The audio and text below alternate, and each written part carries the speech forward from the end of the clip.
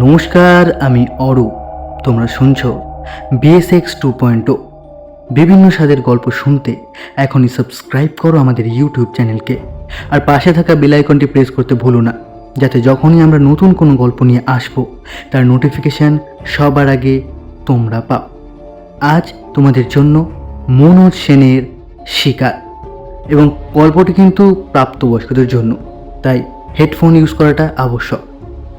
আজকের গল্পের প্রধান চরিত্রে কথক বড়বাবু, উপাধ্যায় মল্লিকা এবং তিলোত্তমা। আজকের গল্প পাঠে আমি অরূপ, পোস্টার নীলেশ। তাহলে চলো আর বেশি দেরি না করে শুরু করা যাক।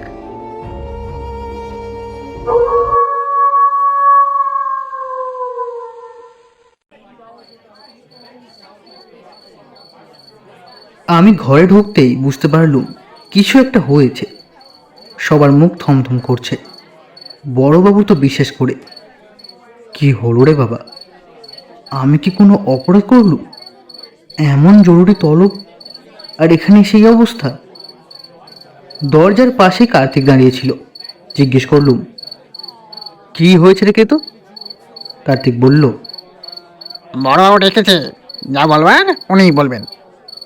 তারপর গলা চড়িয়ে বলল, বড়বাবু, বড়বাবু, বিদ্যাসাগর এসেছে। এখানে আমাকে সবাই বিদ্যাসাগর বলেই ডাকে, কারণ আমি অপরাধের মধ্যে এমএটা পাশ করে বসে আছি। বাকি সবাই তো নাম সই করতে গেলেই 3টে কলম ভেঙে টেঙে একাকার করে, অবশ্য বড়বাবু ছাড়া। তার কথা আলাদা। দেবতা বলে যদি কেউ থেকে থাকে তাহলে সে হলো এই বড়বাবু। এর সঠিক নাম কি, কোথায় থাকেন, তা আমরা কেউই জানি না, আমাদের জানবার কথাও নয়। তবে যেখানেই থাকুন, সেটা যে স্বর্গ তাতে সন্দেহ নেই। দেবতাদের তো অসংখ্য নাম আছে, এরও আছে। এসব নিয়ে মাথা আমরা ঘামাই না, ঘামালে মাথাটা খোয়া যাওয়ার সম্ভাবনাই বেশি। তবে এটুকু জানি, এরকম মানুষ ভারতে আর নেই। আমাদের সবাইকে উনি কেবল জীবন দিয়েছেন বললে বলা কম হয়, বলা উচিত বাঁচার মতো বাঁচতে শিখিয়েছেন। এই তো আমি বিএ পাস করে রাস্তায় রাস্তায় ঘুরে বেড়াচ্ছিলাম। একটা কুলির কাজ পেলে বলতে চাই, তাও জুটছিল না। বিধবা মা আর ছোট বোনটাকে নিয়ে গড়পাড়ারের ভাড়া বাড়ি থেকে উৎখাত হয়ে ভাসতে ভাসতে শেষ পর্যন্ত রাসবিহারীর ফুটপাথে। চোখের সামনে তখন অনন্ত অন্ধকার। সংসারটা ভালো, যাকে বাংলায় বলে ক্লেদান্ত পঙ্কিলে ডুবে যাচ্ছে। তখন গিয়েছিলাম লেক গার্ডেন্স লেকের ক্রসিংয়ে রেলে মাথা দিতে। এই কার্তিক আর দেবেন আমায় তুলে এনেছিল। বড়বাবু আশ্রয় দিয়েছিলেন। সে আজ বছর 6 আগেকার কথা। বোনের ভালো করে বিয়ে দিলুম, মা মারা গেলে ধুমধাম করে শ্রাদ্ধ করলুম। এখন ভাবছি সল্ট লেকে জমি কিনে একটা বাড়ি করব। তাই বলছিলুম, বড়বাবু মানুষ নন, দেবতা দেবতা। কার্তিকের গলা শুনে বড়বাবু ঘাড় ঘুরিয়ে আমার দিকে তাকালেন, বললেন, কে রে পূর্ণেন্দু, এদিকে আয়, খবর শুনেছিস? বড়বাবুর গলা শুনে বুঝলুম যে আমি কোনো দোষ করিনি। বাবা, বাঁচলুম। যা ভয় পেয়েছিলুম। হাত কচলাতে কচলাতে বললুম, আগে না তো, কি খবর বড়বাবু? বড়বাবু ঘরের এক পাশে একটা গোল টেবিলের ওপারে বসেছিলেন। বাকি সবাই দাঁড়িয়েছিল। ওর সামনে বসা টেবিলের ওপর 1 গ্লাস নিট হুইস্কি আর একটা বোতল রাখা। বড়বাবু এক চুমুকে খেয়ে বললেন,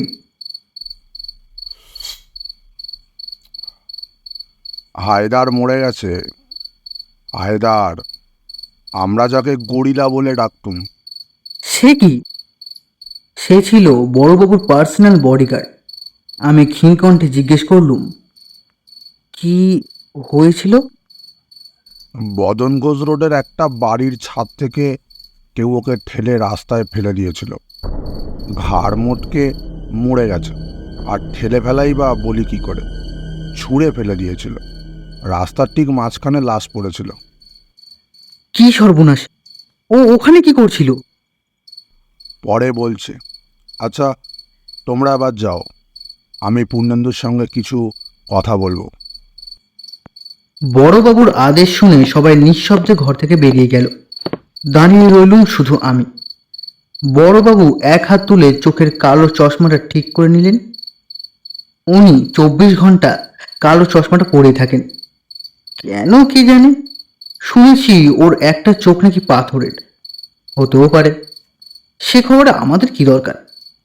বড়বাবু সম্পর্কে বেশি কৌতূহল একদম ভালো জিনিস নয়। বড়বাবু বললেন, বদন ঘোষ রোড তুই চিনিস? ভবানীপুরে। সে যাকগে, না চিনলে চিনিয়ে দেওয়া যাবে ক্ষণ। ওখানে রাজমোহন সিংহ রায়দের বাড়ি আছে, পুরনো দিনের জমিদার বাড়ির মতন। বাড়ির ভেতর মন্দির তন্দির আছে, রোজ পুজো আচ্চা হয়। হায়দারকে ওখানেই পাঠিয়েছিলাম, কি যে হলো সে যাকগে। এবার কাজের কথা বলি, মন দিয়ে শুনবি। বদন ঘোষ রোডের বাড়িটাকে লোকে বলে রাজমোহনের রাজবাড়ি। রাজমোহনের বিহারে না কোথায় মস্ত জমিদারি ছিল। ভদ্রলোক প্রায় 100 বছর আগে ওই বাড়িটা বানিয়েছিলেন। পরবর্তীকালে ওর ছেলেপুলেরা কলকাতাতেই থাকতেন, এখান থেকেই জমিদারি চালাতেন। প্রচুর পয়সা ছিল এক সময়, প্রচুর ফুর্তি ফার্তাও করে নিয়েছেন। সে যাকগে, ওসব কোনো কাজের কথা নয়। এখন এই বাড়ির মালিক একটা মেয়ে, তার নাম তিলোত্তমা রায়চৌধুরী। এ হচ্ছে এখন সিংহ রায়দের শেষ বংশধর। ওর ভাই রত্নাকর সিংহ রায় বছরখানেক হলো মরে গেছে। সে বিয়ে থা করেনি, ছেলেপুলেও নেই। কাজেই এখন সব সম্পত্তির মালিকানা বর্তেছে ওই তিলোত্তমার ওপরে। ওর বাবা রমাকান্ত অনেক দিন আগেই গেছে। মেয়েটি বিধবা, বিয়ে হয়েছিল বছর 10 আগে কোনো এক রায়চৌধুরীর সঙ্গে। একটা বাচ্চাও হয়েছিল, সেটা বছর 3 বয়সেই মারা গেছে। তার পরের বছর রায়চৌধুরীও মারা যায়। তখন মেয়েটি বাপের বাড়ি চলে আসে। এখানে এসে কেবল পুজো আচ্চা ধর্মকর্ম নিয়েই আছে। এটা তো প্রায় গত 5 বছর ধরেই চলছে। সিংহ রায়দের টাকা পয়সা এখন আর তেমন কিছু নেই, খোপড়া হয়ে গেছে, কিন্তু ঠাঁট এখনো বজায় আছে। আর এটা চালিয়ে যাচ্ছে ওদের ম্যানেজার দুর্গা শঙ্কর উপাধ্যায়। নামে হিন্দুস্তানি, বাঙালি হয়ে গেছে। বুড়ো হাড় বজ্জাত, ঘগু নাম্বার 1। ঘুষ খায় না, মেয়ে ছেলের লোভ নেই, মাল খায় না, একেবারে 3rd ক্লাস। আমি লোকটাকে বাজানোর জন্য বছর 2 আগে জিতেনকে পাঠিয়েছিলাম। তুই তো জিতেনকে জানিস, কথা বলায় এক্সপার্ট। ইচ্ছে করলে আইনস্টাইনকেও বুঝিয়ে আসতে পারে যে সূর্য পশ্চিম দিকে ওঠে। সেই জিতেন মুখ খুলতে না খুলতেই সেই হারামজাদা বুড়ো একেবারে পুলিশে ফোন করে দিয়ে বসে আছে। জিতেন কোনো রকম ওখান থেকে কেটে বেরিয়ে এসে বাঁচে। এখন তোর মনে প্রশ্ন ওঠা স্বাভাবিক যে সিংহ রায়রা যদি পোপড়াই হয়ে গিয়ে থাকবে, তাহলে ওদিকে আমার নজর কেন? তার কারণ আছে। ওদের একটা জিনিস আছে যেটা বলা যায় অমূল্য। সেটা ওদের গৃহদেবতা, একটা বিষ্ণু মূর্তি। এই মূর্তিটা থাকে বাড়ির ভেতরে, কখনো বাইরে আসে না। বাইরের মন্দিরের যে বিষ্ণু মূর্তি, সেটা এই মূর্তিটার হুবহু নকল, কিন্তু নকলই। বাইরেরটা পাথরের, আসলটা অষ্টধাতুর। বাইরের মূর্তিটায় যেসব গয়নাগাটি আছে সেইগুলো সব তুচ্ছ, আসলটার যে কি আর তা বলে দিতে হয় না। তার চেয়েও বড় হচ্ছে মূর্তিটার বুকে একটা প্রকাণ্ড পদ্ম রাগ ও মণি ফিট করা আছে। সেটাকে বলে কৌস্তবমণি। আমার নজর ওই মূর্তিটার দিকে। আক্তার আমায় এই খবরটা দিয়েছিল বছর 3 আগে। সেই সময় রত্নাকর সিংহ রায় নাকি গোপনে এক জার্মান সাহেবের সঙ্গে দর কষাকষি করছিল ওটা বেচে দেওয়ার জন্য। সেটা আক্তার জানতে পারে, তখন সে আমার কাছে আসে। আজ রত্নাকর বা আক্তার কেউই বেঁচে নেই, আমি ছাড়া। এটার খবর আর বোধহয় কেউ জানেও না। তবে আমার বিশ্বাস, মূর্তিটা বের করে দিতে পারলে ঘরে 20 লাখ টাকা উঠবে মিনিমাম। চেপে চুপে ধরতে পারলে 40 পর্যন্তও উঠতে পারে। আমি হায়দারকে পাঠিয়েছিলাম মালটা ওঠানোর জন্য। ও বাড়ির একটা ঝিকে তুলে এনে কড়কাতেই সে বলে দিল যে মাল কোথায় আছে। 2 তলার ওপর কর্তামশায়ের ঘর, সেখানে দেওয়ালের মধ্যে গাঁথা সিন্ধুকের মতো মন্দির। বন্ধ করলেই সিন্ধুক, খুললেই মন্দির। সেখানেই গৃহদেবতার অবস্থান। তুই তো জানিস হায়দার ছিল কলকাতা কেন, সারা দেশের 1 নম্বরের গপ্পাবাজ, যাকে ইংরেজিতে বলে কার্ট বাগলার। এত বড় শরীরটা নিয়ে যে কোনো বাড়ির খাঁড়া দেওয়ালে বেয়ে টিকটিকির মতো উঠে যেতে পারত। 10 তলার ওপরে কার্নিস বেয়ে হাঁটাচলা করত যেন ময়দানে হাওয়া খাচ্ছে। তার পক্ষে 2 তলার ওপরে একটা ঘরে ঢুকে ঘুমের ওষুধ স্প্রে করে একটা সিন্দুক ভেঙে মাল বের করে আনা কোনো ব্যাপারই ছিল না। অথচ কিসের থেকে কি হয়ে গেল। ও বাড়ির যে 3টে দারোয়ান আছে, তাদের সাধ্য নেই হায়দারকে কাবু করে। তার মানে অনেকগুলো লোক ওখানে হায়দারের জন্য অপেক্ষা করছিল। ও ঢুকতেই সবাই মিলে ওকে কবজা করে ছাদে গিয়ে নিচে ছুঁড়ে দেয়। কিন্তু প্রশ্ন হলো, লোকগুলো জানলো কি করে যে সেই দিনই হায়দার যাবে? আমি ভয়ে ভয়ে বললুম, ঠিকে ঝিটা। বড়বাবু হাত নেড়ে বললেন, না না, সেটাকে তো মেরে লেকের জলে ফেলে দিয়েছিলুম। ওসব সাক্ষী রাখতে আছে কখনো? খবর অন্য কেউ দিয়েছে। সে জাগবে, সে ব্যাপারে তোর মাথা ঘামানোর দরকার নেই। এখন তোকে কি করতে হবে বলি শোন। তানুক কাকে বলে জানিস? আমি মিনমিন করে বললুম, আগে সুন্দরী তরুণী বিধবা। হ্যাঁ, তোকে সেই তানুক পটাতে হবে। এই কর্মে তুই এক্সপার্ট। যেখানে যতবার তোকে মেয়ে ছেলে জপাতে পাঠিয়েছি, ততবার তুই সাকসেসফুল। তোর ওই ফিল্ম স্টার মার্কার চেহারা আর সাহিত্য টাহিত্য নিয়ে কবি কবি কথাবার্তা যে এমন কাজে লাগবে, কে ভেবেছিল? সে জাগবে। এখন ওই তিলোত্তমাকে গাঁথা দরকার, কারণ কর্তামশাইয়ের ঘরে এখন তিলোত্তমা শোয়ে একা। আর ওই সিন্ধুকের চাবি থাকে তিলোত্তমার আঁচলে। ওই ঘরে নানা জায়গায় খাটের পাশে, টেবিলের নিচে, আলমারির কোণায়, সুইচ বোর্ডের পেছনে অ্যালার্ম বেলের সুইচ রাখা আছে। 1 সেকেন্ড সময় পেলে ওই সুইচ টিপে দেওয়া সম্ভব। কাজেই তিলোত্তমাকে একেবারে পেরে ফেলতে হবে। তা না পারলে চাবিটা হস্তগত করা কঠিন হবে। তাছাড়া আর একবার একটা গব্বাবাজ পাঠাবো, তারও উপায় নেই। ওই শালা উপধ্যায় সব কটা জানলার বাইরে বিচ্ছিরি গ্রিল লাগিয়েছে, আর এমনভাবে আলো লাগিয়েছে যে ওই ঘরের জানলা দুটোর ওপর গ্রিল ভাঙার কলম নিয়ে বসলে তাকে সবাই দেখতে পাবে। আসল কথা, চাবিটা পেতে হলে ঘরের ভেতরে ঢুকতে হবে এবং তিলোত্তমাকে অসহায় করে ফেলতে হবে। এখন এটাই হলো তোর টাস্ক। এবার বল, কোনো প্রশ্ন আছে? আমি বললুম, তিলোত্তমার বয়স কত? ওই 27-28। কত বছর বয়সে বিয়ে হয়েছিল? 18 বছরে। স্বামী মারা যায় 22 বছরে।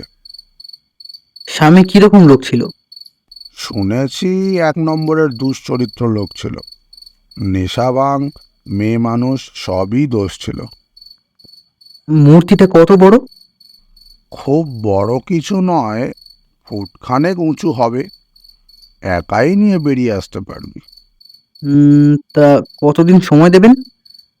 তা নে না তুই, যত সময় দরকার। আমার কোনো তাড়া নেই।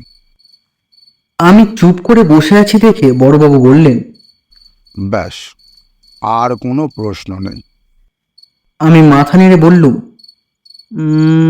না, আর কোনো প্রশ্ন নেই। তুই একটা কথা খেয়াল করেছিস? এই মেয়েটা কিন্তু ভীষণ ভক্তিমতী, ধর্মপরায়ণ আর বায়ুগ্রস্ত।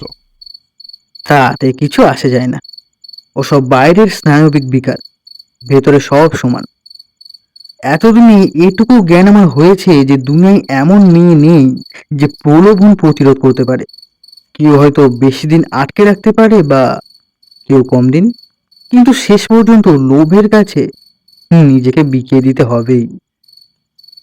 বড়বাবু দুটো সোনা বাঁধানো দাঁত বের করে একটা নিঃশব্দ হাসি হাসতে হাসতে বললেন, পাজি ছেলে। যা, তৈরি হতে শুরু কর। তৈরি হতে মাস চারেক সময় লাগলো। প্রথমে প্ল্যানটা ঠিক করা গেল। তিলোত্তমা দুঃখী মানুষ, কতটুকুই বা সুখের মুখ দেখেছে।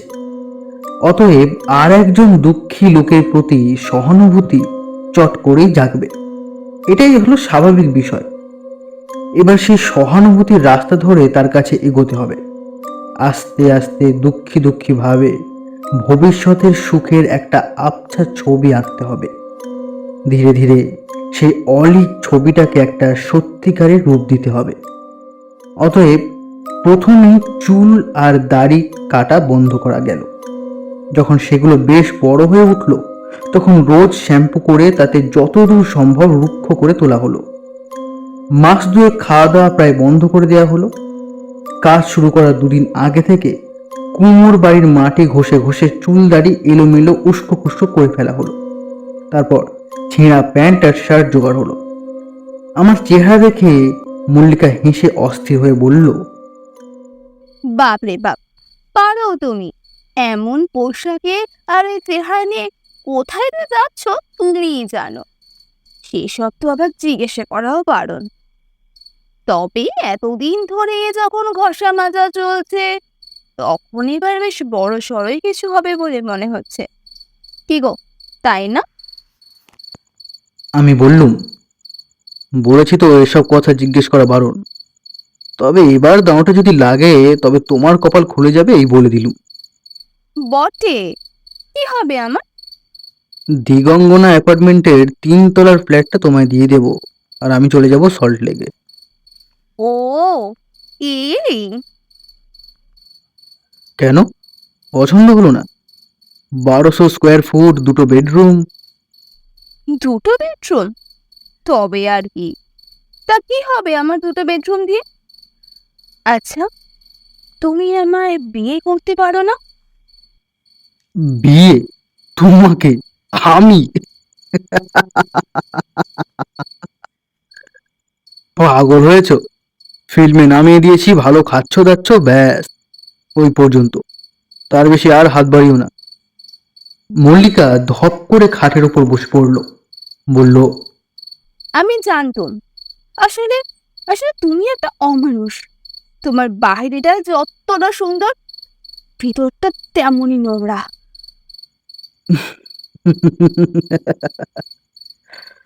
তাহলে বিয়ে করতে চাও কেন? বিয়ে করলে তো ভেতরে বাইরে সব সমান, তখন সেটা সইতে পারবে? হুম? তার চেয়ে এখন বাইরেটা নিয়ে আছো, সেটা নিয়েই থাকো। কুৎসিত যেটা সেটা ভেতরেই থাক। হুম?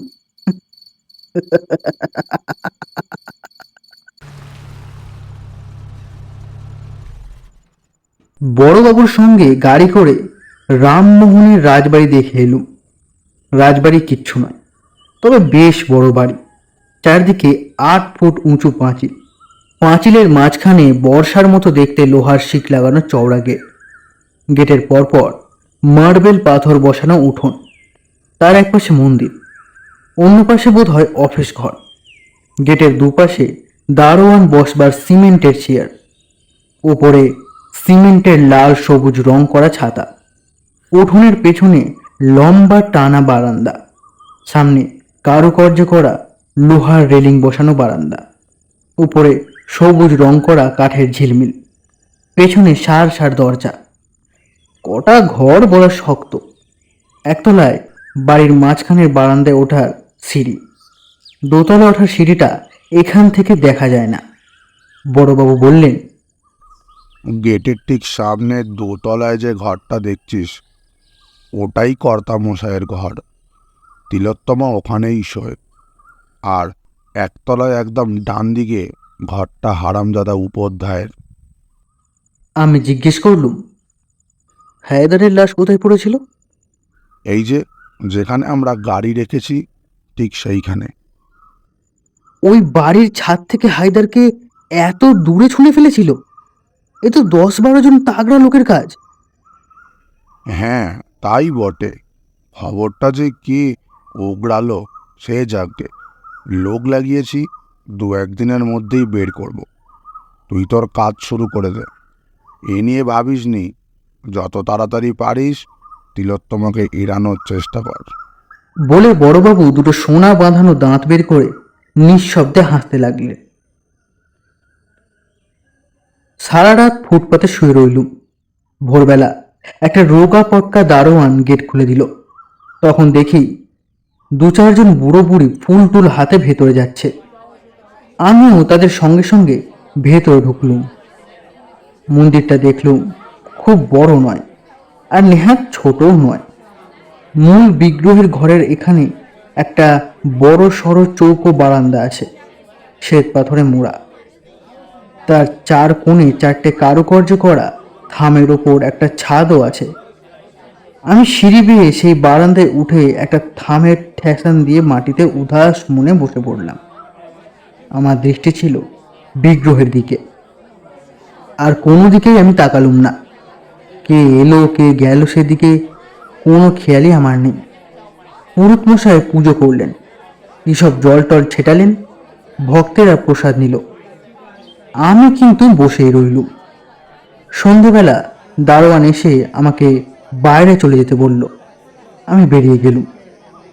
প্রথম দিন কেউ আমাকে লক্ষ্যই করল না। দ্বিতীয় দিন লক্ষ্য করলেন পুরুত মশাই। টের পেলুম পুজো করছেন, ঘুরছেন ফিরছেন আর বারবার আমার দিকে তাকাচ্ছেন। আমার কিন্তু কোনো দিকেই খেয়াল নেই, দৃষ্টি বিগ্রহের দিকে। তৃতীয় দিন বিকেলবেলা পুরুত মশাই আমার সামনে এসে বসলেন। নানা প্রশ্ন, আমি কে, কোথায় থাকি, এখানে বসে আছি কেন, কোনোটারই জবাব ইত্যাদি আমি দিলুম না। শেষে খুব করুণ সুরে বললুম, আমি এখানে এসে বসে থাকলে যদি আপনাদের কোনো অসুবিধা না হয়, তাহলে বসে থাকতে দিন না আমায়। আমার কথা শুনে পুরুত মশাই অত্যন্ত লজ্জিত হলেন। চতুর্থ দিন দুপুরবেলা একটি দারোয়ান এসে আমার সামনে দাঁড়ালো, বলল, ওই যে, আমার সঙ্গে আসুন, ম্যানেজার বাবু ডাকছেন। আমি দীর্ঘশ্বাস ফেলে উঠে কম্পিত পদে উঠোন পার হয়ে অফিস ঘরে গেলুম। দুর্গাশঙ্কর উপাধ্যায়কে দেখে মনে হলো ম্যানেজার না হয়ে সংস্কৃতের পণ্ডিত হলে ভালো মানাতো এনাকে। ফর্সা টকটকে গায়ের রং, পাকা ভুরু, পাকা গোঁফ, মাথায় সামান্য কটি পাকা চুলের গোছা ঘেরা প্রকাণ্ড টাক, পরনে সাদা পাঞ্জাবি আর ধুতি। অফিস ঘরের একপাশে একটি অতি প্রাচীন টেবিলের উল্টো দিকে একটি অতি প্রাচীন চেয়ারে পিঠ সোজা করে বসেছিলেন। প্রশ্ন করলেন, তুমি বাঙালি? আমি নিঃশব্দে ওপর নিচ মাথা নাড়লুম। তারপর ক্ষীণ কণ্ঠে বললুম, আমার নাম অনিন্দ্য ভট্টাচার্য। আমি এই পর্যন্ত বলে মাথা ঘুরে অজ্ঞান হয়ে মেঝের ওপর পড়ে গেলুম। যখন আমার জ্ঞান ফিরল তখন সময় কত আমি জানি না। আমার সামনে প্রকাণ্ড এক থালা, তাতে অনেক ধরনের খাবার। আমি এইসব খাবার দেখে বললুম, আমি এসব খাবার খাবো? অফিস ঘরের একটা চেয়ারে আমি তখনও বসে, চুলদারি তখনও ভিজে। আমার সামনে টেবিলের ওপর ভাত আর পঞ্চব্যঞ্জন। আমার সামনে দাঁড়িয়ে উপাধ্যায় আর কয়েকজন কর্মচারী।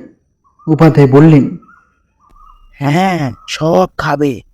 ডাক্তারবাবু বললেন 3-4 দিন নাকি তোমার খাওয়া হয়নি। আমি নিঃশব্দে কিছুক্ষণ কাঁদলুম। তারপর মাছ তরকারি সরিয়ে রেখে শুধু নুন দিয়ে খানিকটা ভাত খেয়ে উঠে পড়লুম। উপাধ্যায়ের দিকে তাকিয়ে বললুম, ধন্যবাদ, তবে ভবিষ্যতে দয়া করে এটি করবেন না। আমি এখানে খেতে আসি না, আসি শান্তির খোঁজে। যদি মনে করেন আমার মতো হতভাগার এখানে এলে কোনো অসুবিধা আছে, দারোয়ানকে বলে আমাকে বারণ করে দেবেন। বলে ক্লান্ত পায়ে আস্তে আস্তে ঘর থেকে বেরিয়ে গেলুম।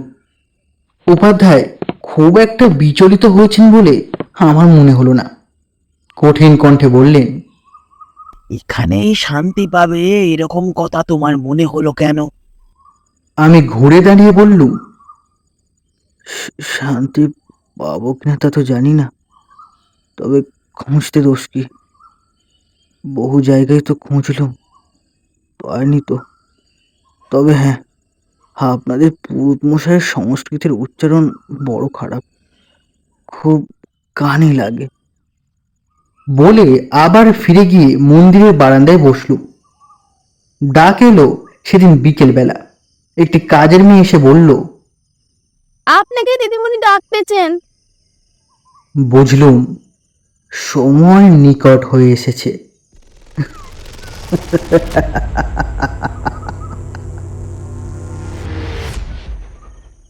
আমাকে যেখানে নিয়ে যাওয়া হলো সেটা মূল বাড়িটার একতলার একটি অফিস ঘর। মানধাতার আমলের মোটা মোটা ফার্নিচার দিয়ে সাজানো। এটাই ছিল কর্তা মশাইয়ের পার্সোনাল অফিস। ঘরটার একপাশে একটা অতিকায় সেক্রেটারিয়েট টেবিল, তারই সামনে দাঁড়িয়েছিলেন তিলোত্তমা, আমার শিকার। পাশে উপাধ্যায়, আষাঢ়ের মতো গম্ভীর মুখ। শিকারটিকে দেখে বড়ই খুশি হয়ে গেল। হ্যাঁ, শিকার হয়তো এমনই সুন্দরী তো বটেই, কিন্তু কি ব্যক্তিত্ব! কেবল শুভ্র বসনে বা গায়ের রঙে নয়, তপ্ত ক্লিষ্ট মুখ, ঘন কৃষ্ণকায় বা রক্তিম অধরষ্ট গিয়ে জল জল করছে একটা শান্ত, দৃঢ় এবং দুর্ভেদ্য জ্যোতি। দীর্ঘ শরীরে সামান্য মেয়েদের ছোঁয়া লেগেছে, কিন্তু তাতে ক্ষতি নেই। এমন শিকার না হলে খেলায় আনন্দ কোথায়? বড়বাবুর অত হাসির কারণটা এবার বুঝল। তার প্রিয় শিষ্য আমি এই প্রস্তুর কঠিন সৌন্দর্যটা ছিঁড়ে টুকরো টুকরো করছি, সে দৃশ্য কল্পনা করেই ওর অত পুলক হয়েছিল। তিলোত্তমা অনুচ্চ গম্ভীর গলায় প্রশ্ন করল, খাবার দেওয়া হয়েছিল, খাওনি কেন? আমি মাথা নিচু করে যথাসাধ্য ক্ষীণ কণ্ঠে বললুম, এসব খাবার আমার পক্ষে খাওয়া সম্ভব নয়। তিলোত্তমা একটু ইতস্তত করে বলল, তোমার নাম শুনলাম পূর্ণেন্দু ভট্টাচার্য, ব্রাহ্মণ। দেখে তো ভদ্র সন্তান বলে মনে হচ্ছে। পুরুত মশাইয়ের উচ্চারণে ভুল ধরেছ, তার মানে লেখাপড়াও কিছু জানো। কতদূর পড়াশোনা করেছ? আমি তৎক্ষণাৎ জবাব দিলুম, এমএ পাস করেছি, ইকোনমিক্সে আর সংস্কৃতে। আমার কথা শুনে তিলোত্তমা বেশ কিছুক্ষণ চুপ করে রইল। বুঝলুম শকটা লেগেছে।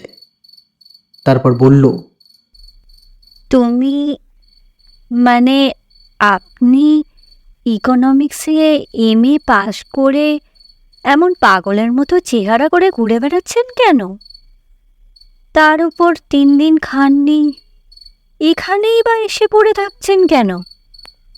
আমি একটা খুব ম্লান হাসি হাসলুম। বললুম, আপনারা প্রথমে প্রশ্নের উত্তর, আমার পাগল হয়েছে তার বেশি বাকি নেই। দ্বিতীয় প্রশ্নের উত্তর, আমি না খেয়ে আছি 7 দিন। আর তৃতীয় প্রশ্নের উত্তর হচ্ছে, আমার মতো অভাগা বিশ্বস্রষ্টা মন্দিরে আসে একটু শান্তির জন্য, অথচ যেখানেই যাই সেখানেই বড় গোলমাল, বড় ঠেলাঠেলি, বড় নোংরামি। হে একটা মন্দির যেখানে চেঁচামেচি নেই, দর কষাকষি নেই। তপবনের মতো এই জায়গাটা গম্ভীর, সংযত আর উদার, তাই এখানে আসি। চট করে চোখ তুলে দেখে নিলুম তিলোত্তমার মুখে রেখাগুলো নরম হয়ে এসেছে। হতেই হবে।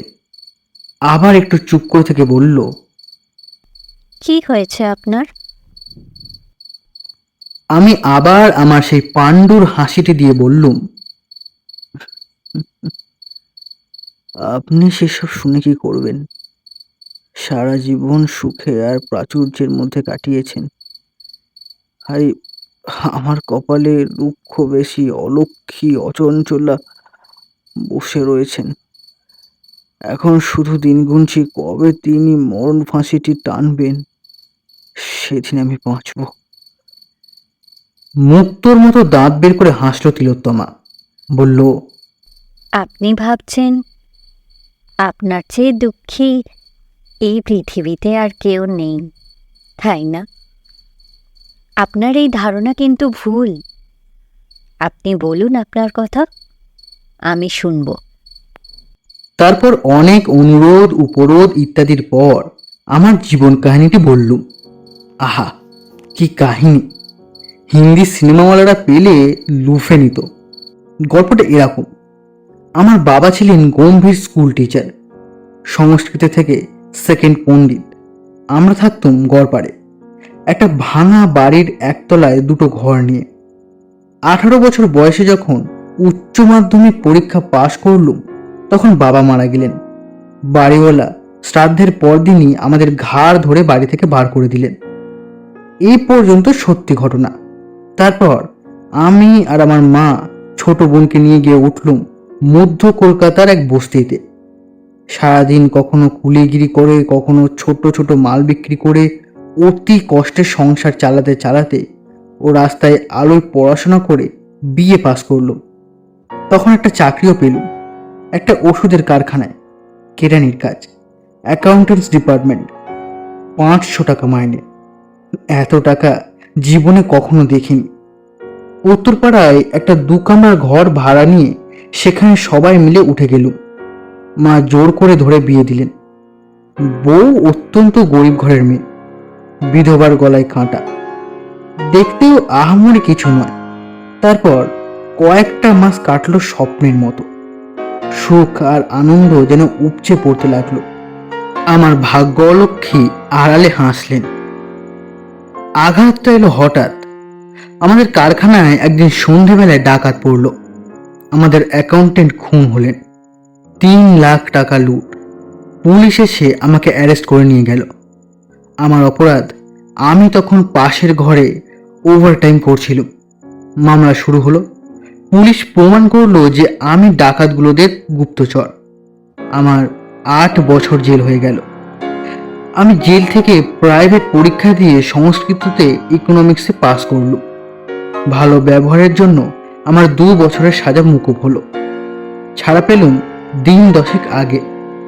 উত্তরপাড়ায় গিয়ে শুনলুম আমার মা না খেতে পেয়ে রক্তবমি হয়ে মারা গেছে।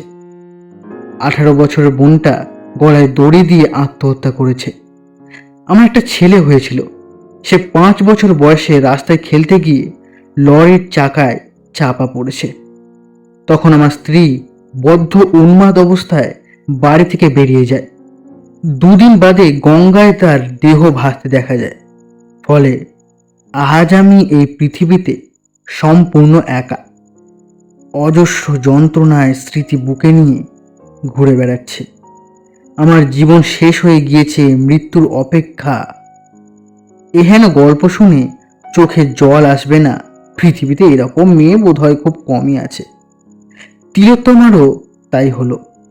কেবল উপাধ্যায়ের ভাবলেশীন মুখ দেখে মনে হলো না যে তার কিছু মাত্র মানসিক বিকার ঘটেছে। সজল কণ্ঠে তিলোত্তমা বলল, আপনার ধারণা জীবন শেষ হয়ে গেছে, তাই না? না, জীবন শেষ হয় না। প্রত্যেক দিন সকালে আমাদের নতুন জীবন শুরু হয়। আপনারও হয় এবং হবে। জ্যাঠামশাই, মন্দির ট্রাস্টের একটা পোস্ট তো খালি আছে। পূর্ণেন্দুবাবুকে ওই কাজটা দিন না। উনি চাকরিও করবেন, মন্দিরের দেখাশোনাও করবেন। উপাধ্যায় কঠিন গলায় বললেন, অজ্ঞাত কুলশীলস্য বাস দিয়াও ন কস্যচিৎ। অজ্ঞাত কুলশীল ব্যক্তিকে কখনো আশ্রয় দেবে না। তার ওপর জেলখাটা আসামি, আশ্রয় তো দূরস্থান, তার মুখদর্শনও পাপ। দিদিমণি, আপনার চাকরি আপনারই থাক। আর যদি আপত্তি থেকে থাকে তাহলে কাল থেকে আর আমাকেও দেখতে পাবেন না। কেবল আপনার কাছে দুটো সহানুভূতির কথা শুনে গেলুম, এই স্মৃতিটা মৃত্যু পর্যন্ত মনে থাকবে। এবার তাহলে অনুমতি দিন। না, দাঁড়ান, যাবেন না। জ্যাঠামশাই, ওর যদি কোনো অসৎ উদ্দেশ্য থাকতো তাহলে জেল কাটার অংশটুকু তো না বললেই পারতেন, তাই না? আর অজ্ঞাত কুলশীল হবেন কেন? ওর গড়পাড়ের বাড়ির ঠিকানা আর অফিসের ঠিকানায় খোঁজ দিয়ে দেখুন যে উনি যা যা বলেছেন তার মধ্যে কোনো ফাঁকি আছে কি না। যাক, বাঁচা গেল। গড়পাড়ের ঠিকানায় তো কোনো অসুবিধেই নেই। আর আশা করি জয়গোপাল মেডিসিন ম্যানুফ্যাকচারিং ওয়ার্কার্সের প্রকাশ মহাজন আর অতুল সরদানা সব কিছু ঠিক ঠিক বলবে। আসলে ফ্যাক্টরিটা বড়বাবুরই। হেরোইন আর কোকেন তৈরির গোপন আড্ডা। আমার বাসস্থান ঠিক হলো উপাধ্যায়ের পাশের ঘরে। আমি স্নান করে দাড়ি কামিয়ে একটা হাত কাটা গেঞ্জি আর পাজামা পরে খাটে শুয়েছিলাম। খাওয়া দাওয়া বেশ ভালোই হলো। 3 দিন উপবাসের পর ঢেকুরটা বেশ ভালোই উঠেছিল। হঠাৎ দুজনের পায়ের আওয়াজ শুনলুম। তাড়াতাড়ি একটা সঞ্জয়িতা খুলে মুখের সামনে ধরলুম। গভীর মনোযোগ। দরজা খোলাই ছিল। পর্দা সরিয়ে প্রথমে ঘরে ঢুকলেন উপাধ্যায়, তার পেছনে তিলোত্তমা। আমি যেন হঠাৎ টের পেলুম এরকম একটা ভাব করে বইটা তক্তপোষের ওপর ফেলে তাড়াতাড়ি উঠে দাঁড়ালুম। তিলোত্তমা এক নজরে বইটা দেখল, তারপর আমার দিকে তাকালো। এক মুহূর্তের জন্য হলেও ওর চোখ দুটো বিস্ফারিত হয়ে উঠল। সে চোখে বিস্ময় এবং আরও একটা কিছু। বিকেলবেলা নোংরা ছেঁড়া জামা কাপড় পরা, উস্কো খুস্কো চুল দাড়িওয়ালা পাগলের মতো চেহারার লোকটার ভেতর থেকে যে এরকম একটা কিছু বেরিয়ে আসতে পারে সেটা সে ভাবতেই পারেনি। সে বিষয়ে আমি নিঃসন্দেহ। আমাদের দুজনের চোখ সেই এক মুহূর্তের জন্য আটকে গেল। তারপরেই চোখ নামিয়ে তিলোত্তমা জিজ্ঞেস করলো, আপনার কোনো অসুবিধা হচ্ছে না তো? আমি যেন ওর গলায় একটা অতি ক্ষীণ কম্পন শুনতে পেলুম। আমি প্রবল বিনয়ের সঙ্গে বললুম, না দিদিমণি, কিছু না। উপাধ্যায় মশাইয়ের ভাড়া থেকে জামা কাপড় দিয়েছেন, খাওয়া দাওয়া খুব ভালো হয়েছে। আমি কাল থেকেই কাজ শুরু করব। ভালো। বলে হঠাৎ ঘুরে তিলোত্তমা ঘর থেকে বেরিয়ে গেল। পেছনে পেছনে আষাঢ়ের মতো মুখ করে গেলেন উপাধ্যায়। পায়ের শব্দ শুনে বুঝলুম দুজনে গিয়ে ঢুকলেন পাশের ঘরে। দেওয়ালে কান দিয়ে শুনলুম তিলোত্তমা বলছে, আপনি মিছে মিছে ভয় পাচ্ছেন জ্যাঠামশাই। আমি তো লোকটির কোনো বদ মতলব দেখতে পাচ্ছি না। যা হোক, আপনি খোঁজ খবর তো নিন। আর তাছাড়া বলে যাচ্ছেন কেন যে আমার কোনো বিপদ হতে পারে না? তোমার এই অদ্ভুত ধারণাটা আমি ভুলে যাওয়ারই চেষ্টা করি মা। তিলোত্তমা হেসে উঠল। সেই হাসির শব্দ বুকে নিয়ে আমি খুশি খুশি মনে ঘুমোতে গেলুম। কেবল একটা কথা খচখচ করতে লাগলো, তিলোত্তমার কোনো ক্ষতি হবে না কেন? এই কথার অর্থ কি?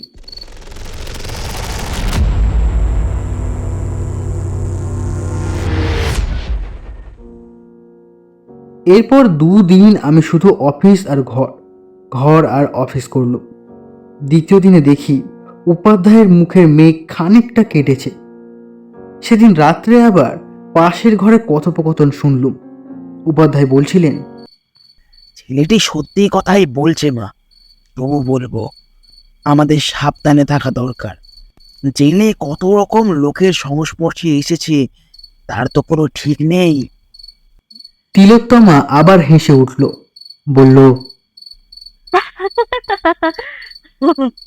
সীতার অগ্নি পরীক্ষার মতো কোনো ব্যাপার করবেন নাকি?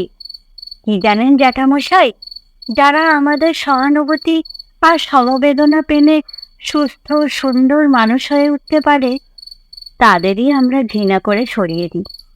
তারা বেঁচে মরে থাকে। কিন্তু শুধু সহানুভূতি আর সমবেদনায় তো আমার কাজ চলবে না, ডাইরেক্ট অ্যাকশন চাই। এই 2 দিনে সেই প্ল্যানটা ঠিক করে নেওয়া গেল। তিলোত্তমার প্রাত্যহিক জীবনযাত্রার একটা সময়সূচি করে ফেললুম। দেখলুম সে খুব ভোরে উঠে সূর্য ওঠার আগে একটু পরে স্নান করে নিচে নেমে আসে।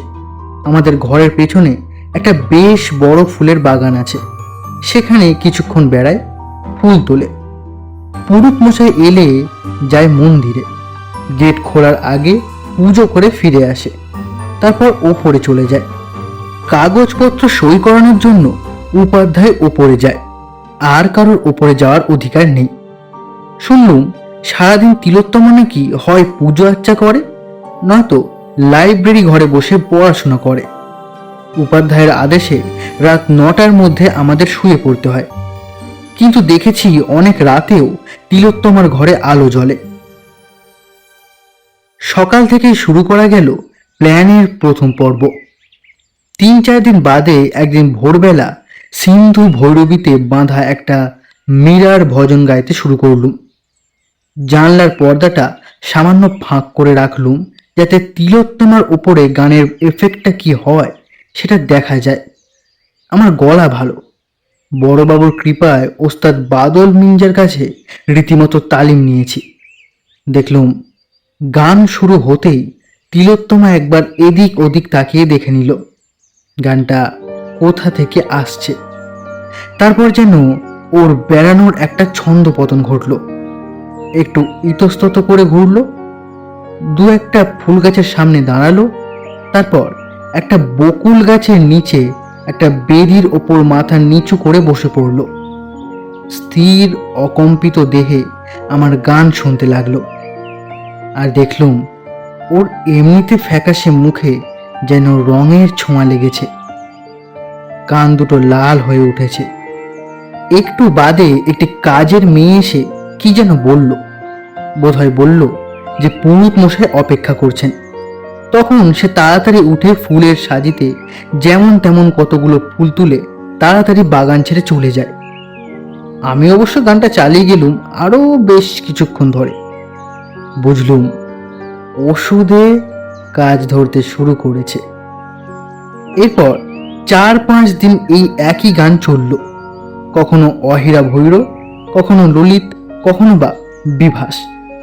রোজ সেই এক দৃশ্য, বকুল গাছের নিচে শ্বেত পাথরের মূর্তির মতো তিলোত্তমা।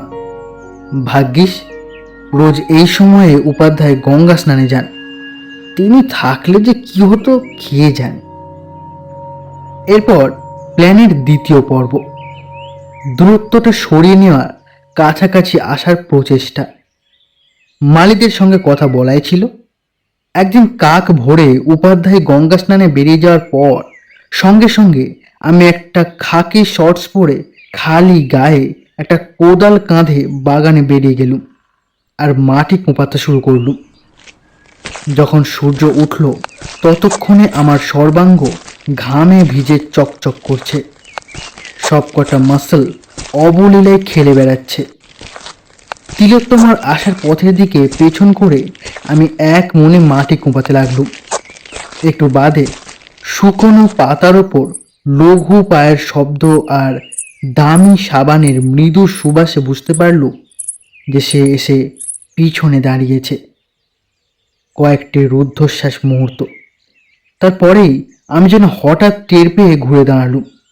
দেখলুম ফুলের সাজি হাতে বিস্ফারিত চোখে তিলোত্তমা আমার দিকেই চেয়ে দাঁড়িয়ে রয়েছে।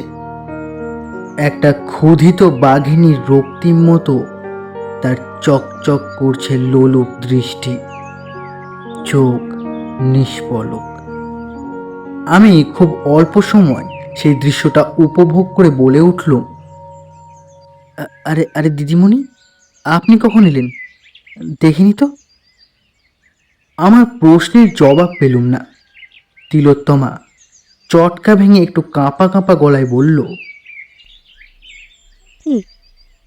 আপনি কি করছেন? মালিরা নেই? আমি আমার খ্যাতনামা রমণীমোহন হাসিতে হেসে বললুম, থাকবে না কেন, তবে ওদের আসতে একটু দেরি আছে। আমি ওদের কাজটা একটু এগিয়ে রাখছি, এতেও স্বাস্থ্য ভালো থাকবে, মনও ভালো থাকবে। জানেন, জেলে থাকার সময় আমি বাগান করা শিখি। আমি শান্তশিষ্ট হয়ে থাকতাম বলে বোধহয় ওরা আমাকে কঠিন কাজ না দিয়ে বাগানের কাজ দিয়েছিল। আজ আমি এই কাজে ভালোই এক্সপার্ট। আপনি জেলের কথা ভাবেন কেন? ও কথাটা ভুলেছেন। মনে করুন ওই জীবনটা ফেলে এসেছেন চিরকালের জন্য। মন ভালো করতে বই পড়েন না কেন? ভালো বই আর পাবো কোথায়? এদিকে ধারে কাছে কোথাও লাইব্রেরি আছে বলে তো জানি না। লাইব্রেরি আছে, এই বাড়িতেই আছে। আমার ঠাকুরদার আর বাবার কালেকশন। আমার পুজো হয়ে গেলে ওপরে যাব যখন, তখন আসবেন, আপনাকে দেখিয়ে দেব। আপনি যত খুশি বই ওখান থেকে নিয়ে পড়ুন, কিন্তু এসব কাজ করবেন না। আপনি বারণ করলে কখনো করব না দিদিমণি। তবে আমার যে বাগান করতে খুব ভালো লাগে। বেশ, তাহলে করুন। আর শুনুন, আমাকে দিদিমণি বলে ডাকবেন না, উত্তমাদি বলে ডাকবেন। আচ্ছা উত্তমাদি, তাই হবে। সেদিন সারাদিন আমি ওপরে যাওয়ার কোনো চেষ্টাই করলুম না। বিকেলের দিকে নামলো তুমুল বৃষ্টি। কালিদাস বলেছেন, মেঘ দেখলে যিনি সুখী ব্যক্তি তিনিও উদাস হয়ে পড়েন। কথাটা দেখলাম সত্যি। হঠাৎ উপাধ্যায় মশাইয়ের কি যেন হলো, আমাকে ডেকে বললেন, এই যে পূর্ণেন্দু, শুনলাম তুমি নাকি খুব ভালো গান গাও, তাই একটা বর্ষার গান শোনাও না। আমি তৎক্ষণাৎ রাজি। বারান্দায় বসে ধরলুম মৃঞ্জা কি মলহার, পুরো খেয়াল, চোখ বুঝে গান গাইছিলুম।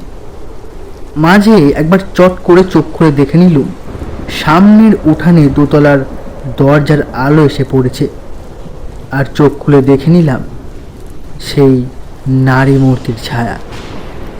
আর দেখবার দরকার ছিল না। তৎক্ষণাৎ রাত্রে খুব তাড়াতাড়ি দোতলার আলো নিভে গেল। দাঁড়িয়ে থাকা একটি বন্ধ দরজা থেকে দেখলাম সেই ছায়ামূর্তি সরে গেল। তার পরদিন দেখি উপাধ্যায়ের মুড খুব ভালো, হেসে ছাড়া কথাই বলছেন না। অফিসের বাকি দুজন কেরানিকে আমার গানের খুব প্রশংসা করলেন। এর মধ্যে বিকেলবেলা তিলোত্তমার কাজের মেয়েটি অফিস ঘরে এসে আমাকে বলল, তোমাকে দিদিমণি ডাকতেছেন গো, এক্ষুনি একটু ওপরে গিয়ে দেখো দেখি। আমি উঠে দাঁড়ালুম। তৎক্ষণাৎ ঘরের মধ্যে বজ্র নিঘর্ষণ শুনলুম। দাঁড়াও, আমি তোমার সঙ্গে যাব। তাকিয়ে দেখি উপাধ্যায়ের মুখে আবার আষাঢ়ের মেঘ, তবে এবারেরটা আরো ঘন। আমরা দুজনে একসঙ্গে দোতলায় উঠলুম। দেখি লম্বা বারান্দার এক প্রান্তে একটা দরজার সামনে তিলোত্তমা দাঁড়িয়ে রয়েছে। আমাদের দেখে কুন্দদন্ত বিকশিত করে বলল, এ কি জ্যাঠামশাই, আপনাকেও ডেকে নিয়ে এলো নাকি? আষাঢ়ের মেঘের ভেতর থেকে গুরু গম্ভীর স্বর বেরোলো, না, আমি নিজেই এসেছি। আপনার কোনো দরকার নেই জ্যাঠামশাই, আপনি নিচে যান। আমি পূর্ণেন্দুবাবুকে ওপরে ডেকেছি বাবার লাইব্রেরিটা দেখাবো বলে। বলে দরজাটা খুলে আমাকে বলল, আসুন। উপাধ্যায় আর এগোতে গিয়েও এগোলেন না।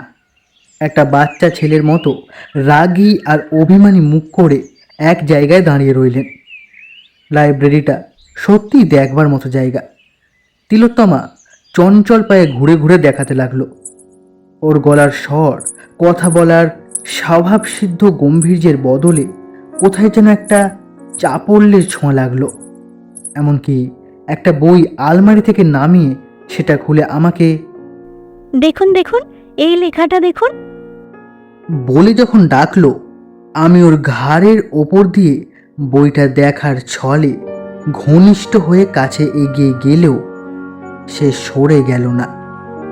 আবার দেখলুম মুখে রক্তাভ, বুকে ঘন ঘন ওঠা পড়া। আমি বইটা হাতে নিয়ে বললুম, চমৎকার, এটা আমি নিই। তিলোত্তমা ঘাড় কাত করল, কিন্তু কোনো শব্দ করল না। আমি ঘর থেকে বেরিয়ে এলুম। দেখি উপাধ্যায় একই জায়গায় একইভাবে দাঁড়িয়ে আছেন। উনি আমার হাতের বইটা আর চোখে দেখলেন। তারপর আমরা দুজনে একসঙ্গে নিচে গেলুম। বড়বাবু ঠিকই বলেছিলেন, তিলোত্তমার মতো মেয়েকে ভাঙতে হলে 3 জায়গায় আঘাত হানা দরকার, শরীরে, মনে আর বুদ্ধিবৃত্তিতে। সে কর্মটি বেশ সুচারুরূপে করা গেছে বলেই মনে হচ্ছে। ওই শুভ্র, কঠিন আর পবিত্র অভ্রঙ্গলীয় মূর্তিটা দিব্যি নড়বড়ে হয়ে এসেছে। এবার একটা ঠেলা দিলেই হুড়মুড় করে মুখ থুবড়ে পড়বে, তাতে আমার সন্দেহ নেই। তবুও আরও কিছু সংবাদ সংগ্রহ করা দরকার। সাবধানের মার নেই।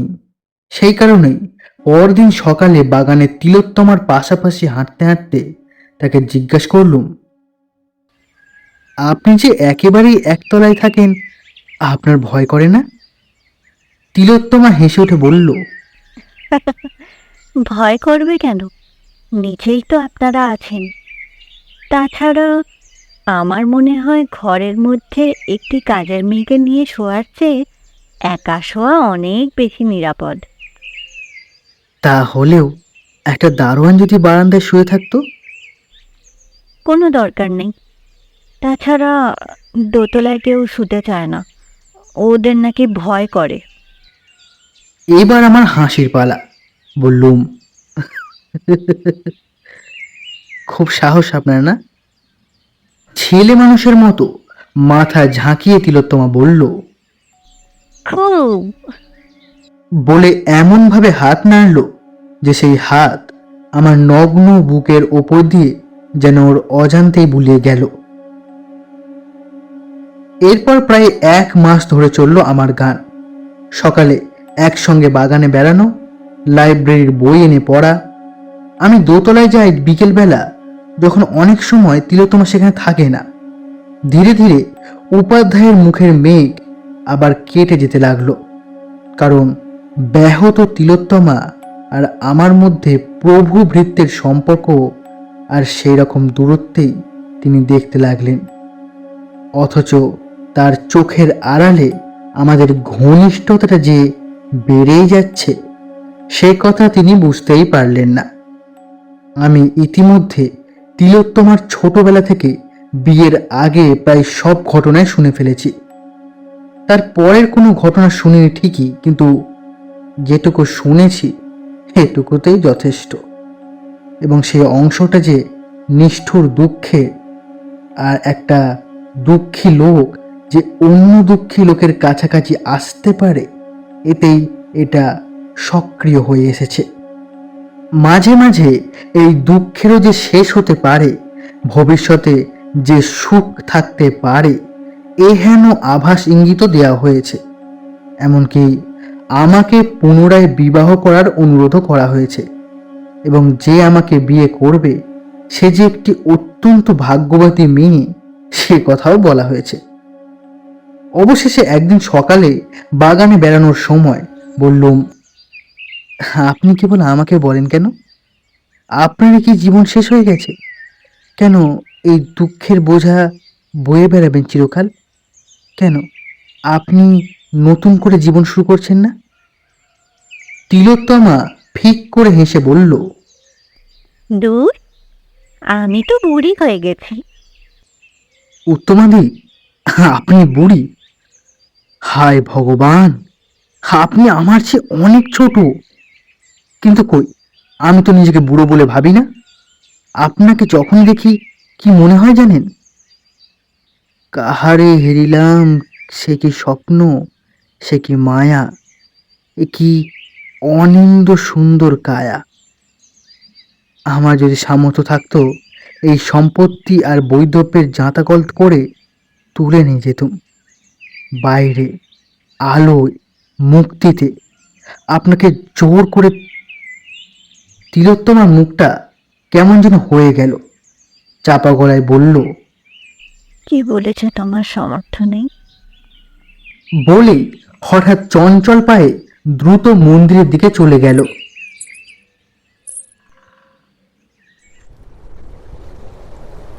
সে রাত্রে তুমুল বৃষ্টি নামলো। ঘন ঘন বাজ পড়ার শব্দে চারিদিক যেন কেঁপে উঠতে লাগলো। আমরা তাড়াতাড়ি খেয়ে নিলুম, তাড়াতাড়ি শুয়েও পড়লুম। একটু বাদে দেওয়ালে কান লাগিয়ে শুনি উপাধ্যায় মশাইয়ের প্রবল নাক ডাকা শুরু হয়ে গেছে। বুঝলুম আর দেরি করা ঠিক নয়, আজই রজনীতে হয়েছে সময়। তৈরি হতে বেশিক্ষণ লাগলো না। পাজামার তলায় একটা পায়ের সঙ্গে ইলাস্টিক ব্যান্ড দিয়ে বেঁধে নিলুম একটা লিকলিকে ছুরি, স্টিলেটো, আর অন্য পায়ে বাঁধলুম একটা ক্লিপ ড্যাগার। কোন হাতে কখন কোনটা লাগে সেটা তো বলা যায় না। পাঞ্জাবির এক পকেটে নিলুম একটা মুখ বাঁধার স্টিকিং প্লাস্টার আর বড় এক খণ্ড কাপড়। অন্য পকেটে রইল হাত দেড়েক লম্বা সরু নাইলনের দড়ি। তারপর লাইব্রেরি থেকে আনা যে বইটা তখন পড়ছিলুম, সেটা হাতে নিয়ে ওপরে রওনা হলো। একটা ব্যাপারে অন্তত নিশ্চিত ছিলুম, যে আমার আজকের এই নৈশ অভিসারের কথা কারোর পক্ষে জানা সম্ভব নয়। দোতলায় উঠে দেখি তিলোত্তমার ঘরে তখনও আলো জ্বলছে, দরজা বন্ধ। ভালোই হলো। আমি পা টিপে টিপে ওর ঘরটা পার হয়ে লাইব্রেরি ঘরের দরজাটা ইচ্ছে করে একটু শব্দ করে খুলে ভেতরে ঢুকলুম আর আলোটা জ্বালিয়ে দিলুম। তার একটু পরেই তিলোত্তমার ঘরের দরজাটা খোলার শব্দ পেলুম। তৎক্ষণাৎ আমি পিছন ফিরে বইটা আলমারিতে রাখতে ব্যস্ত হয়ে পড়লুম। তার প্রায় সঙ্গে সঙ্গেই তিলোত্তমা দরজায় এসে দাঁড়ালো। আমাকে দেখে কম্পিত গলায় বলল, কি তুমি, মানে আপনি এত রাতে? আমি নতমস্তকে বললুম, বইটা রাখতে এসেছিলুম উত্তমাদি, আমি কাল ভোরে এ বাড়ি ছেড়ে চলে যাচ্ছি। তিলোত্তমা দুপা ভেতরে ঢুকে এলো, বলল, কি, কেন? আমি ভীষণ পাপ করেছি উত্তমাদি। যিনি আমাকে মৃত্যুর মুখ থেকে তুলে এনেছেন, আশ্রয় দিয়েছেন, সমবেদনা আর সহানুভূতি দিয়ে আমার দুঃখ মেটানোর চেষ্টা করেছেন, আমি আমি তার সম্পর্কে খুব চিন্তা করেছি। এ বাড়িতে আমার থাকার আর অধিকার নেই, নরকেও স্থান হবে না আমার। তিলোত্তমা আরো দুপা এগিয়ে আমার বুকের সামনে এসে দাঁড়ালো। মৃদু হেসে বলল, খুব চিন্তা করেছো আমার সম্পর্কে? বলো না, কি চিন্তা করেছো? বলো না। না তোমাদের, সে আমি বলতে পারবো না। উত্তমতি নয়, তিলোত্তমা। আমি তৎক্ষণাৎ প্রবল আলিঙ্গনে ওকে জড়িয়ে ধরে বলতে লাগলুম,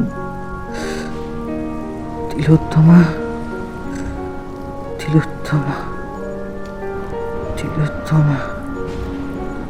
কিন্তু আমার মনে তখন একটা সমস্যা। এই অবস্থায় আমি এক্ষুনি তিলোত্তমাকে খুন করে ফেলতে পারি, একটা শব্দ করারও সুযোগ পাবে না সে। তারপর চাবিটা হস্তগত করা কোনো ব্যাপারই নয়। সেটাই করব না, আগে এমন সুন্দরী মেয়েটাকে উপভোগ করে নেব, তারপরে মারব। নাকি হাত পা মুখ বেঁধে ফেলে রেখে যাব, যাতে সকালে এসে সবাই ওকে ওই অবস্থায় দেখতে পায়। তখন মজাটা আরো জমবে। মনে হলো শেষ প্রস্তাবটাই সবচেয়ে ভালো।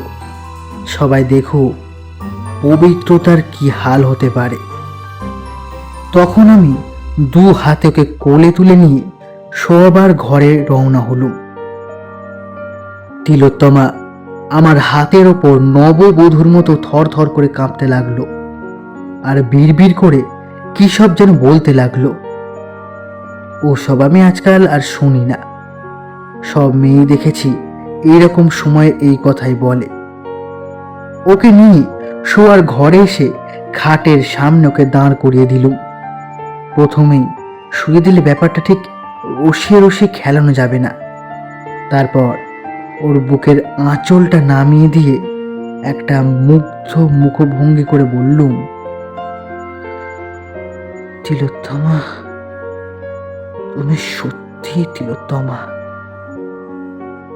এরকম একটা বোকা বোকা কথা শুনেও তিলোত্তমা রেগে গেল না, বরং লজ্জার মুখে আধ বোঝা চোখে বলল, দরজাটা বন্ধ করে দাও। বলে দরজার দিকে তাকিয়েই একটা আর্তনাদ করে উঠে তাড়াতাড়ি আঁচলটা বুকে তুলে দিল। আমার প্রথমেই মনে হলো বন্দুক হাতে উপাধ্যায় দরজায় এসে দাঁড়িয়েছেন।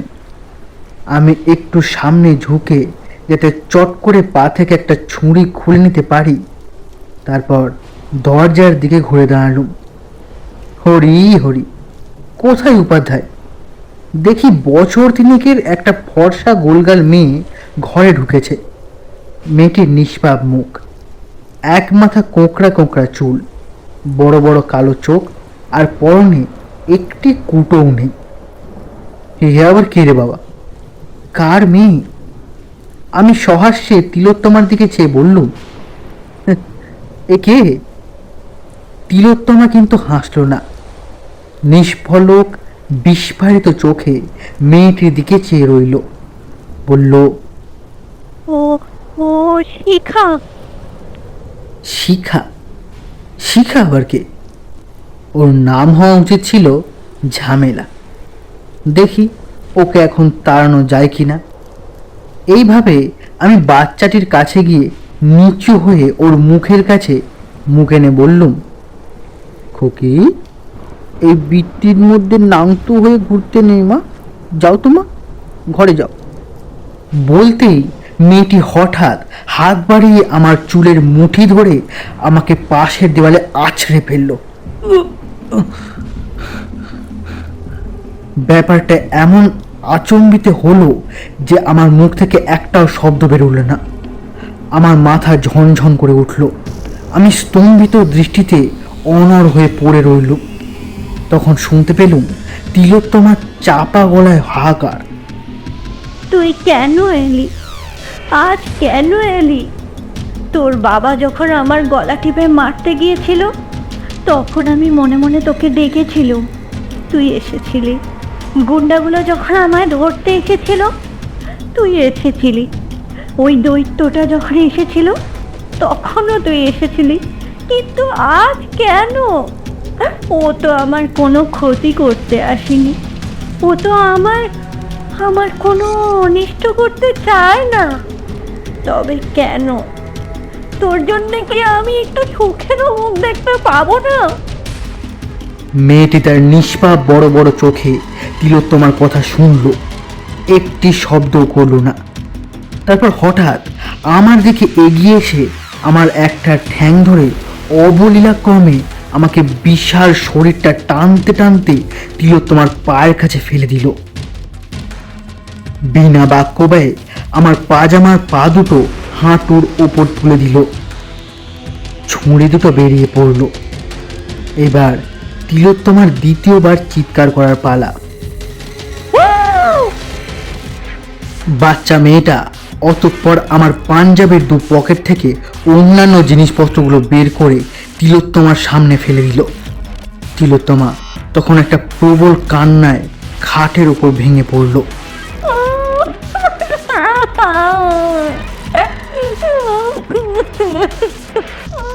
আমি দেখলুম এটাই সুযোগ। কোনো রকমে একটু খাড়া হয়ে বসে বিদ্যুৎ বেগে স্টিলেটোটা টেনে নিয়ে বাচ্চাটার গলা লক্ষ্য করে চালালুম। সেটা যেন আগে থেকেই তার জানা ছিল। সে চট করে আমার কবজিটা ধরে এমন একটা মোচড় দিল যে আমি অসহ্য যন্ত্রণায় খাড়া হয়ে উঠলুম।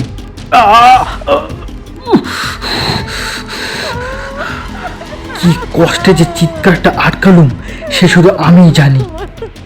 কেবল আমার গলা থেকে একটা বিকৃত আওয়াজ বেরোলো, এটা কে তিলোত্তমা? এটা কে? ততক্ষণে বাচ্চাটা আমাকে দরজার দিকে টানতে টানতে নিয়ে যাচ্ছে। তারই মধ্যে শুনতে পেলাম আমার প্রশ্নের উত্তর। ও আমার মেয়ে শিখা। তিলোত্তমার মেয়ে? সে কোথায় ছিল এতদিন? আমার চিন্তা সব জট পাকিয়ে যাচ্ছে। আমার নাক মুখ দিয়ে যেন আগুন বেরোচ্ছে। আমাকে কোথায় নিয়ে যাচ্ছে? দরজার সামনে দাঁড় করালো। বাইরের বিদ্যুৎ চমকাচ্ছে। আমার সর্বাঙ্গে অসহ্য যন্ত্রণা। আমি পালাতে চাই এখান থেকে, পালাতে চাই। হঠাৎ আমার পেছন থেকে একটা প্রচণ্ড আঘাত এলো। মনে হলো যেন 10টা ঘোড়ার লাথি একসঙ্গে এসে পড়ল। আমি ছিটকে বারান্দা দিয়ে শূন্যে এসে পড়লুম। আমার তপ্ত শরীরে ঠান্ডা বৃষ্টির ধারা অমৃত স্বরে মদঙ্গ স্ত্রীলঙ্গ। হঠাৎ মনে পড়ল তিলোত্তমার মেয়ে। বড়বাবু তো বলেছিলেন সে প্রায় 7 বছর আগে মরে গেছে। বড়বাবু তো মিথ্যে বলতে পারেন না। বড়বাবু দেবতা। নিচের জলে ভেজা পিচের রাস্তাটা বিদ্যুৎ বেগে আমার দিকে উঠে আসছে। ওখানেই হায়দার পড়েছিল না? আমিও সশব্দে গিয়ে ওখানেই পড়লুম। মট করে আমার ঘাড়টা ভেঙে গেল।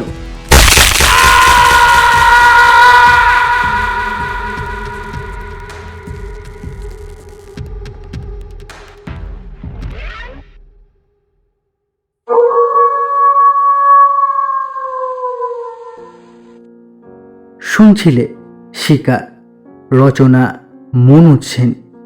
আজকের গল্পে বিভিন্ন চরিত্রে অভিনয় করেছে বড়বাবু আকাশ, উপাধ্যায় রাজ, তিলোত্তমা শ্বেতা, মল্লিকা ও কাজের মেয়ের ভূমিকায় পূজা, পোস্টার ডিজাইনে নীলেশ, গল্প পাঠে এবং সমগ্র পরিচালনায় আমি অরূপ। তাহলে এবার তোমাদের পালা। গল্পটি তোমাদের কেমন লাগলো সেটা কমেন্ট বক্সে জানিয়ে যেতে ভুলো না। ভালো লাগলে নিজেদের বন্ধুদের সঙ্গে অবশ্যই শেয়ার করো এবং অতি অবশ্যই সাবস্ক্রাইব করতে ভুলো না আমাদের চ্যানেলকে, যাতে যখনই আমরা নতুন কোনো গল্প নিয়ে আসবো তার নোটিফিকেশান সবার আগে তুমি পাও। তাহলে এখনকার মতো বিদায়। ফিরছি খুব শিগগির নতুন কোনো গল্প নিয়ে। ততক্ষণের জন্য বিদায়।